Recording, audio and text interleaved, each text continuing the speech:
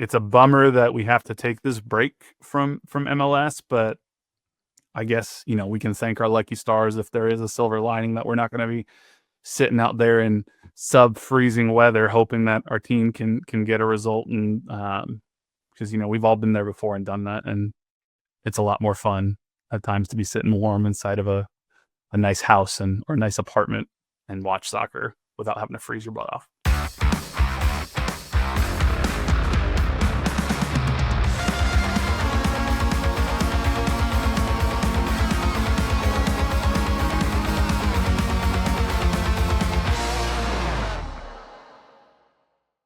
What's going on, everybody, and welcome back to another episode of No Other Pod. I'm Jimmy, along with my good buddy Daniel Kooser. Dan, you staying warm out there in Topeka? Because it's pretty cold here.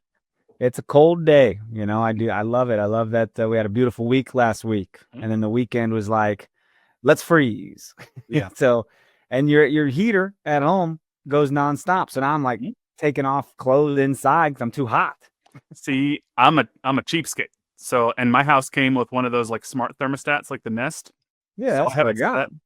I have it set to eco mode constantly. So in the winter, it only warms my house to 68 degrees. That's what I have it set at. I'm set at 68. Okay, 68 degrees. I still got some joggers and a sweatshirt on. I just run warm, man. I just run warm. You just run warm. I like it because, there's some windows in my house where, cold might come in a little bit. So depending on where you're at, it feels a little warmer than not. But honestly, there is nothing better in my mind than it's cold outside. So I'm not going anywhere. I got a sweatshirt on. I got joggers on. I got like a warm cup of coffee or decaf or something, and I just get to curl up on the couch at night and watch something, whatever I'm going to watch. Probably Monday Night Packers. Well, yes, Monday night. We're recording this on Monday, and tonight I will be watching the Packers hopefully beat the Eagles. It's a huge game. Number one seed in the NFC currently on the line tonight. So, yeah. Let's see. Our producer Nick just told us that he forgot to turn his heat on and woke up to a 58-degree apartment. So that's not fun. Getting out of bed was probably horrible. Like, I got to go pee, but now I'm freezing. Oh, he did it intentionally. Okay. It's a wild thing. Wild man. Want it to be cold. Well, don't burst your pipes. Right. That's an issue. Make sure that you do not freeze your pipes so they don't burst and cause a problem. There are. Sounds like a landlord problem. Well, if you're renting, yeah. Well, it's your problem with the rooms or shit. It's still your problem. But just make sure you know how to keep your pipes from freezing as we get into colder weather. But I do fall is my favorite season now. I used to say when I lived in LA that winter was my favorite season. But really, all I meant by that was Christmas to New Year's was my favorite season because I wasn't in school and it was my birthday and Christmas and New Year's. And then I didn't realize until I moved to a place that had actual winter that no, the holidays are just like the first week of winter. Then you have 3 months of bullshit where there's no holidays to look forward to and it's just cold as ass. So yeah, I don't like winter anymore. Wow. Okay. I like fall. I'm a fan, man. It's not, as long as everyone's being safe, I don't mind it. I like to wear hoodies, but the laundry does get a little much. I'm like, man, now I'm washing so many hoodies. Yeah. Can't fit it all. Can't do it all in one wash. Yeah, but that's true. But I do because I'm particular with my laundry. A lot of hoodies, I like the way they fit, and I don't want them to shrink. So I hang dry them. I don't want to throw them in the dryer because I'm very particular about clothes shrinking. So when I do more hoodies, then I have to hang more, and I got hanging over my showers and stuff everywhere in my house. There's just clothes everywhere. Yeah, it's a whole process. Don't you read the laundry instructions that tell you if they're going to shrink or not? They don't. They lie. It's safe. They lie. They lie. I've never had a hoodie shrink. Oh, they lie. Oh, I have had hoodie shrinks. If it's cotton at all, shrink. So wow, are you sure you just didn't have some pizza and you were like, oh no, my clothes shrank? Overnight, I got taller and fatter. Yeah, what happened? Oh, you ever seen that movie Big? That's me now. No, it's honestly the problem is since I'm a tall guy, they shrink vertically more than width-wise, so it becomes like a crop top, and I'm like, I don't need this. Nobody wants Pretty this. Sexy, dude. Why the hell not? I don't think anybody wants that. So it's although they are trendy right now, but not for me. So they're trendy for men? I know. Well, maybe. I don't know. You got That'd be cool. NFL players that are out there doing it. Zeke Elliott, he'd always have his midriff showing. Oh, yes. He's always showing his little tummy. Right. Yeah, you get hit right in the abs, and you're getting jacked up by a middle linebacker, and feels not good. So Right. I don't know, but it's a cold one. So I am going to LA this weekend though, so hopefully it'll be a little warmer. This weekend, god dang, if I could just travel a fraction of the amount that you travel, then I'd be a happy man. But I go like one place a year, and you take like 5 trips a year. This is just a quick 3-day trip, heading out there, seeing the fam, playing my Still tuba, costs coming back. money, and have fun with those flights too, because that sounds like that's Well, been a fun time for people. I honestly, so I'm supposed to fly through Phoenix, which sucks because Phoenix is on the list of airports that they're messing around with. And Oh, good. if I can get to Phoenix, I'm just gonna rent a car and drive the rest of the way to LA if I have to, because it's like a 6-hour drive. And I'm like, You mean if they delay it? if they delay it more than like Yeah. a couple hours, because I've been reading a lot that's like they delay it a couple hours, then a couple more hours, then a couple more hours, and then they cancel it. And I'm not fucking around with that. So I like, if they delay it more than 2 hours, I'm just gonna be like, hey, refund me. I'm gonna find a car and just drive 6 hours, because by that point I'll just get there quicker anyway. Dude, that's crazy. I had a buddy who said he couldn't. There was no one working the 24-hour car rental stand, and it was like he needed it. He needed a car. I mean, I'll be there. Thankfully, I leave in the morning, so I'll be in Phoenix at like 1 p.m, assuming I can get out of Kansas City on time. So that's why I'm like, if I get to like 3:30 and I haven't left yet, give me a car. Just let me get there by like 10:30 at night. That's my plan. Fantastic. That's awesome. Yeah, but then I'll be back here for Thanksgiving, so I'm looking forward to it. So it's coming up. Should be good. But yeah. So there's not a lot that's happening right now in the way of sporting Kansas City news. We are sort of in that lull period where there haven't been any signings. Haven't really seen any rumors of new signings as of yet. We know David Lee is out there hard at work scouting and trying to figure out who is going to be our new coach and who is going to be the next big signing for Sporting Kansas City, who are the U22 players that are going to be coming in. So there's not a whole lot that is on the horizon right now in terms of explicit news. Now, the one thing that we did get is Sporting Kansas City midfielder Zoran Basong has been called up for 2 friendly matches for the Canadian men's national team.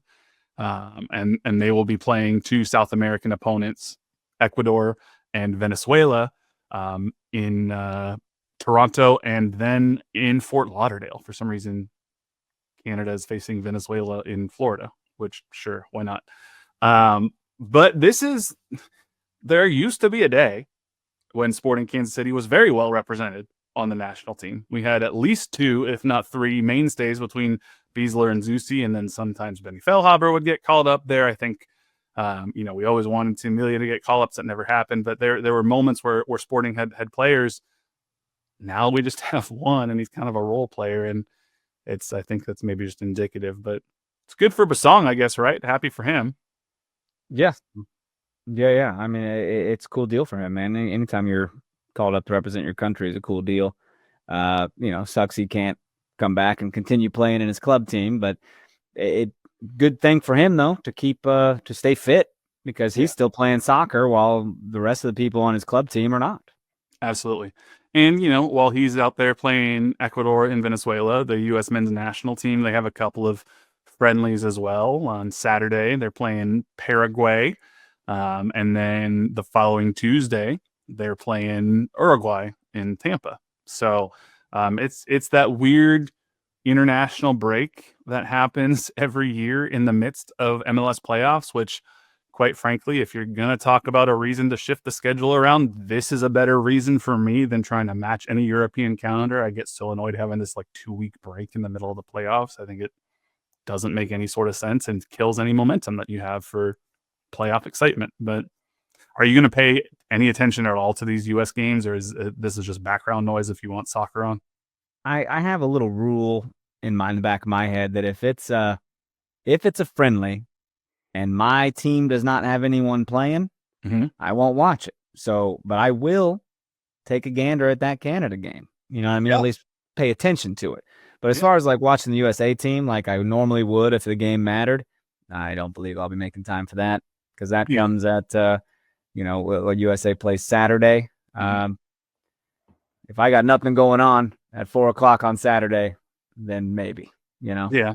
And I mean, I think that's fair. I mean, you look at the roster that is called in for this US team. I mean, there are a handful of MLS or former MLS players. I mean, there's Diego Luna is currently with RSL. He's the forward.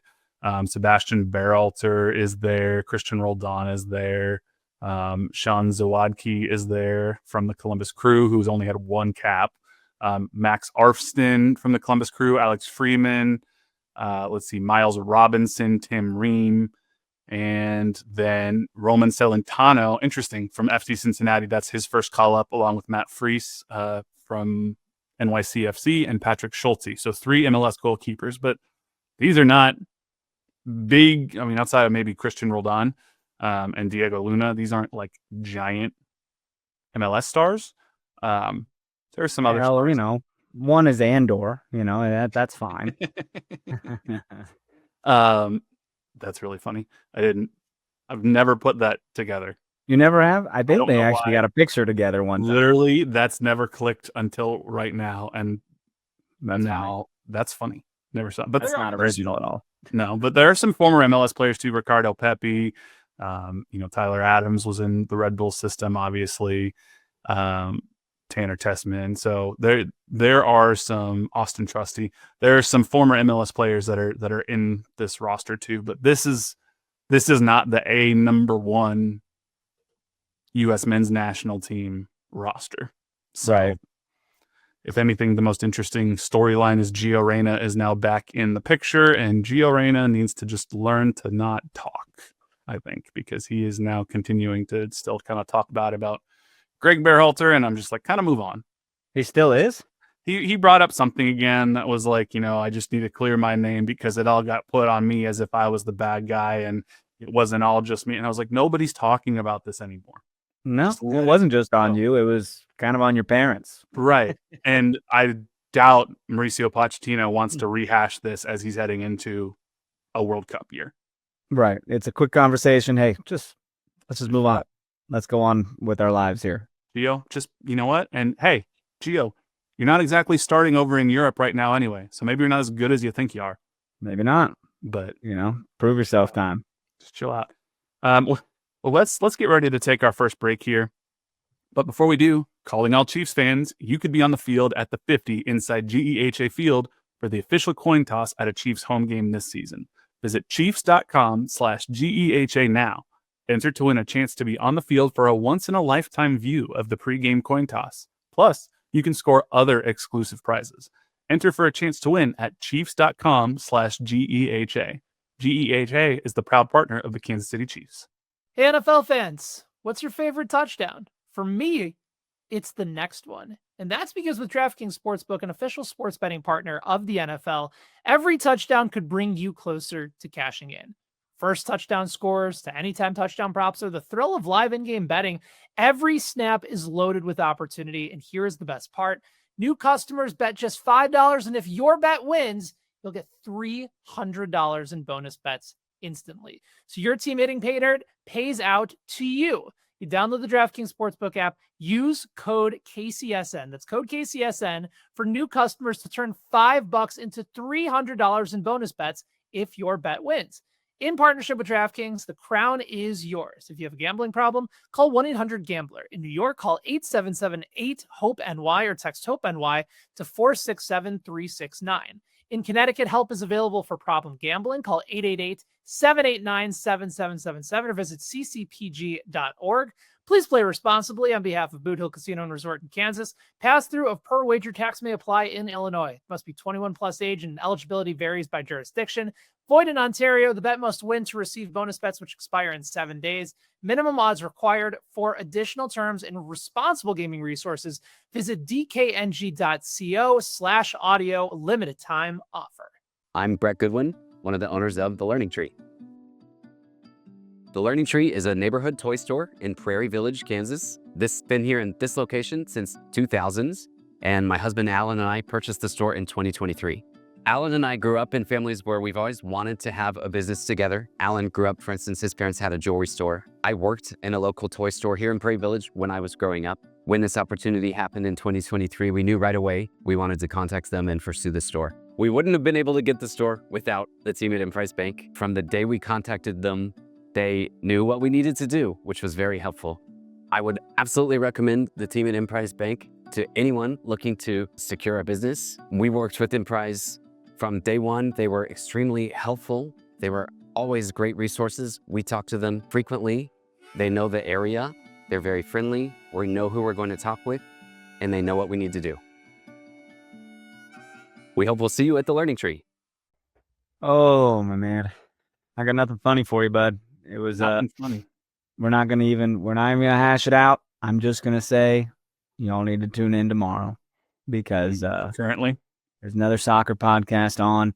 Mhm. I don't want to even get into it today because I'm gonna get mad. I'm gonna get sad. Mhm. But I just had to say that. Come back and see us. It's gonna be a bloodbath. I mentioned something before we actually started recording, and you were like, "Do not do this on the Don't even podcast. bring it up. Don't bring it up." So I'm not That's bringing all it I up. had. It's This is top of me- my mind. I brought This it is up. me not bringing it up. Yeah, So I brought it up. Then came home, ate a lot of candy, and There you go. hated myself. Yeah, no, not Okay. there. You go. I'm a personal trainer for God's sakes. I can't be eating a bunch of shit and waking up hating myself.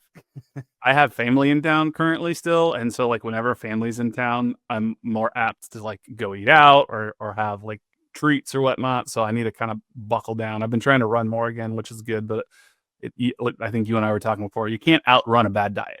Oh Typically. no. So Definitely you not. need to I need to rein it in a little bit. Although tonight when the Packers are playing, I'm have a good. I'm making carnitas tacos. Okay. So Hey, I had a little Hispanic themed lunch. I made tostadas, refried There you bean go. tostadas. Yeah.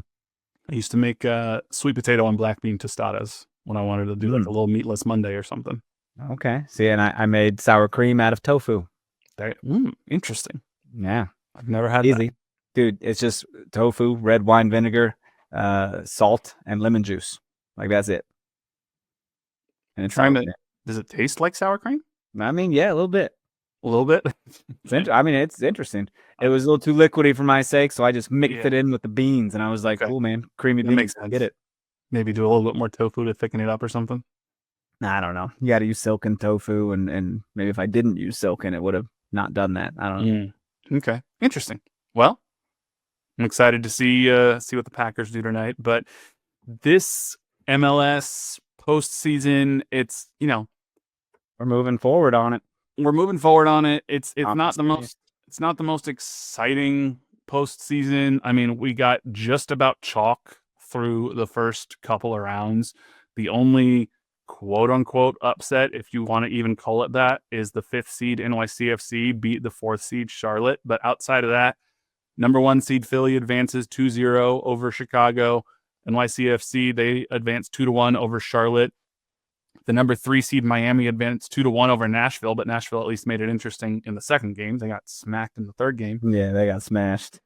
And number 2 Cincinnati beat Columbus in the best of 3 Hellas Real Derby 2-1. This And has then all gone according to plan. Like the higher seeds are winning, it's boring. and a 5 over a 4 is nothing to. That's not an wow upset. that, That's you know, just you're like, not- oh, yeah, like 2 balls could have gone differently in the regular season, and those teams could have switched. It's like those March Madness matchups where it's like don't the 9s play the 8s Yeah. as well. That's always like, Is it the 9s and 8s? I think so. Yeah, 8, 9. and it's always just it's like those are good games. You Yeah. know, they're always good. They're fun. Although, you know what? The upset that always happens, and when I'm looking, I don't know anything about college basketball. I'm guessing and stuff, but I always know there's at least one 12 seed that's going to beat a 5 seed. There's Well, always over a 5 is a big upset. one. You got to pick that McNeese State. You know, McNeese State or something. Yeah,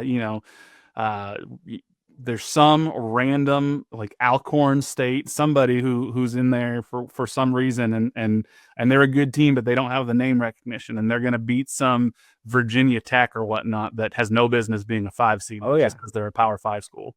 because they got some white guy that doesn't miss 3-pointers. You know, it's just And he'll work how it in is. insurance for the rest of his life, but you see over there, and he's just 40 points a game in the tournament hitting corner threes. amazing. So, yeah, that's it. But in the Western Conference, straight chalk. San Diego beat Portland 2-1, won over the 8 seed. Again, Portland at least took it to a third game, but Portland got destroyed by San Diego. Number 4, Minnesota over number 5, Seattle. That made me happy because I would like to see Minnesota go far.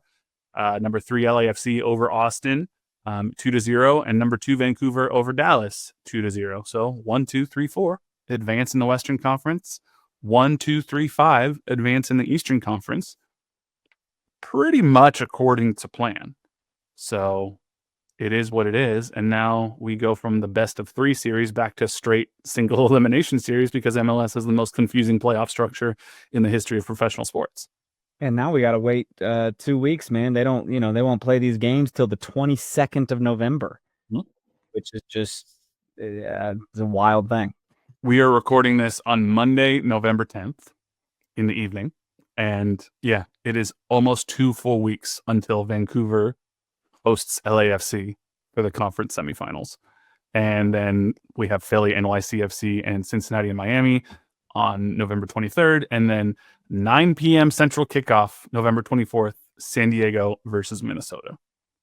So this is what I'm saying. If you want an argument for moving around MLS's schedule, for me, as an MLS fan, this is a more compelling argument than trying to match the European calendar.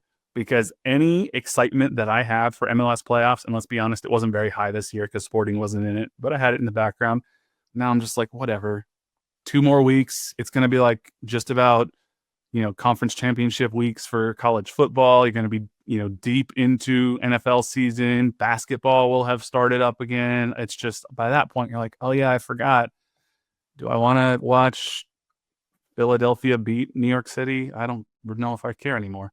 Matching the European calendar doesn't sound all that bad when you put it like that. That is definitely one of the pros. Yeah. And look, I am very attuned to the concerns about weather when we match the European calendar, especially a place like Kansas City where we have an outdoor stadium and such. I think there are some people that are underestimating how difficult it will be in those winter months, even though there will be a break. It is still going to be hard. But then again, if it were right now in Kansas City, just like it was Sunday for the Kansas City Current, people would still be freezing out there because it was, under freezing at kickoff. It's like it's going to be cold. You just don't know, man. It's a roll of the dice when it comes to the Midwest. So yeah, at this point, you're not going to make everyone happy anyway. So just MLS is going to do what they want to do. Yeah, exactly. Of these teams that made it through, I know that, at one point I had thought Miami LAFC was probably the most marquee quote unquote matchup, either Miami LAFC or Miami Seattle. But I would still guess that if you're Major League Soccer, if you're Don Carver, Miami and LAFC are probably the 2 teams that you are wanting to get to that final just for ratings purposes. But now that we've narrowed this down to a field of 4 in each conference, do you still have any preference for any of these teams over the others, or were your teams eliminated and now you just simply don't care? Yeah, but I really don't care all that much anyways. If I'm being honest, I try to care because I run a pretty bitchin' podcast. But dude, if you think LAFC is just going to breeze past Vancouver, you're out of your damn mind. I mean, Vancouver's that's the game to watch. That's the game to watch because LAFC took care of business with Austin. Vancouver took care of Dallas. Those are the only games from the last round that didn't need a third game to decide their matchup. So they've had more rest and everything. So that Vancouver LAFC match on the 22nd is gonna rock. Yeah, those teams are very, very even. I mean, if you look, and that's a one-off, by the way, you said one-off, and it's in Vancouver. So LAFC's got to get it done, man. That's tough. Absolutely. If you look at a dome, though, right? They have a cover. They do. They play at BC Place. Yeah, but they also have turf. It's not grass. Right, of course. So it's this weird. I mean, it's not the best stadium, but you could say it's an advantage for Vancouver. Now, Vancouver and LAFC, very, very similar throughout the regular season. You think over the course of 34 matches, Vancouver won 18, LAFC won 17. They both drew 9. Vancouver lost 7, LAFC lost 8. Vancouver scored 66 goals, LAFC scored 65 goals. Vancouver allowed 38 goals, LAFC allowed 40 goals. So they are, again, you want to talk about a couple of balls bouncing a different way. These two teams could have swapped. You're 100% correct. Vancouver LAFC for me is the match to watch. Now, I'm also very interested in San Diego versus Minnesota because, as we mentioned, San Diego, they played with their food a little bit in game 2, and Portland was able to come back and win on penalties to force a 1-1 series, but it went back to San Diego, and San Diego just shellacked Portland 4-0 in that game, and quite frankly, it wasn't really all that close. So can San Diego keep it up, or can a team like Minnesota that has been around for a while and has been consistently solid, not great, but consistently solid, sort of have that more veteran MLS leadership? You don't think so? Dude. Minnesota had to have 2 games of PKs. You know what I mean? Like 2 Well, of the they're 3 against games Seattle. they won on penalties. Seattle's Right. a good squad. Well, sure, but so is San Diego. I mean, there's a reason they got the 1 seed. They've been firing on all cylinders. They are. I don't know why. There's something in me that's like, now it's tough because it's in San Diego, and that's a far trip for Minnesota, from Minnesota to San Diego. That's probably, is that the farthest traveling that anybody has? It's either that or Miami to Cincinnati. Yeah, Miami to Cincinnati. I'm not sure exactly which one's farther. I think Minneapolis to San Diego is probably farther, but so that's quite a trip. I don't know. I just have this feeling about Minnesota. I think Minnesota is going to go into San Diego, mess around, and it might go to extra time, but I think Minnesota comes out and advances to face the winner of Vancouver and LAFC. I don't know why. So we'll see. I don't either, but that Minnesota to San Diego is definitely longer than Miami to Cincinnati. 100 by like What? 12 hours. You know, Damn. Like driving time? I'm doing driving time, so yeah, mileage. Yeah, it's like they're flying northern Canada or back around. They're gonna circle San Diego a couple times before landing, right? Given the airport situation currently, that might be the case. Dude, I don't envy anyone that's going through all that. What a time. Not looking forward to it. And I flew at the beginning of the whole government shutdown thing, and I got pretty lucky there because it wasn't all that bad. Was that when you were going to Florida? Yeah, I mean the government was shut down then. Like a week Damn, it's before been a we left. long time. It's been a minute. Because I was like, you were in Florida a while ago. And the whole government thing, doesn't anyone want to work anymore? No. Don't get me started. Right. I don't know. I am excited to watch these games because, like you said, I think Vancouver LAFC is certainly an interesting one. I think Cincinnati Miami is fascinating because, again, Cincinnati's a very good team, and those are sort of like 2 antithetical team building philosophies. Cincinnati, I mean, they've spent a little bit of money, but they're not out there making,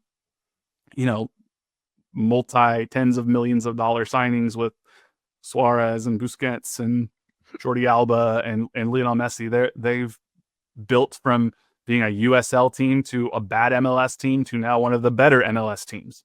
So can they do something that Miami couldn't do, which is build success in the long term instead of just buying it? That's fascinating to me. Yeah, totally. So I'm very curious to see how that goes. And then Philly and New York City. Philly's the Supporter Shield winning team. They handled Chicago with ease. It is what it is. They also have MLS Coach of the Year in Brad Carnell. And as we all know, Brad Carnell, former coach of St. Louis City, seems like maybe St. Louis City scapegoated the wrong person when they fired Brad Carnell and they got rid of him. And now they find themselves in a mess of the situation while their former coach won the Supporter Shield and MLS Coach of the Year. It's not great for Yours pretty dumb. I mean, you got to empathize with the fans too. It's not their fault, and you hate to laugh in their faces about it, but it's like, they're your rivals, so you poke a little fun about it. But it's like, man, I hope your front office gets their shit together because that looks that's not a great look. It's not, and I mean, this is why it's so interesting to me that like there's this weird tide turn to like sort of go back on the side of Lutz Pfannenstiel, who's been like DMing the fans still, because I'm like, he's the one who was like, we don't have designated players, we have a designated team, like before they ever first played a game, which I'm like, shut up. And he's the one who decided to fire Brad Carnell and blamed him for his poor team building. And then the ownership, I don't know what they're doing. They decide that they're going to make their roster moves before they have a new sporting director. And then they hire a sporting director who really hasn't had much experience as a sporting director. So if I had to choose for a lot of reasons between being in Sporting Kansas City's position right now or being in St. Louis City's position, I would much, much rather be in Sporting Kansas City's position, even though we don't know who our coach is going to be and we got like 13 players on the roster. You look at that situation, to me, that is a much better situation than what's currently happening in St. Louis. Yeah, for real. But I don't know, man. It's a bummer that we have to take this break from MLS, but I guess, we can thank our lucky stars if there is a silver lining that we're not going to be sitting out there in sub-freezing weather hoping that our team can get a result. And because, we've all been there before and done that, and it's a lot more fun at times to be sitting warm inside of a nice house or a nice apartment and watch soccer without having to freeze your butt off. So, yeah, for sure.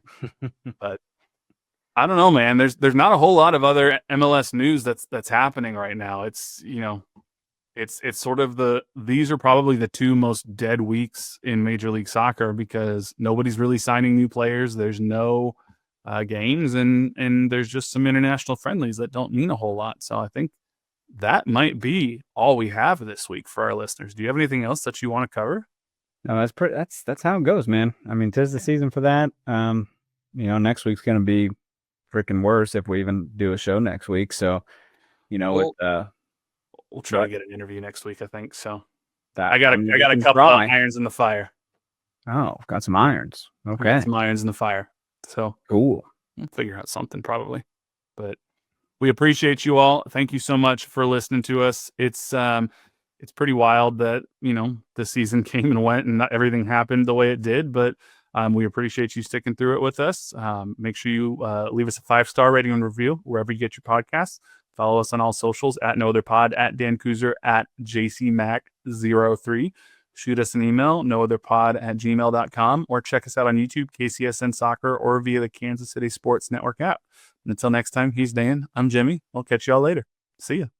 Not ready to talk about the current.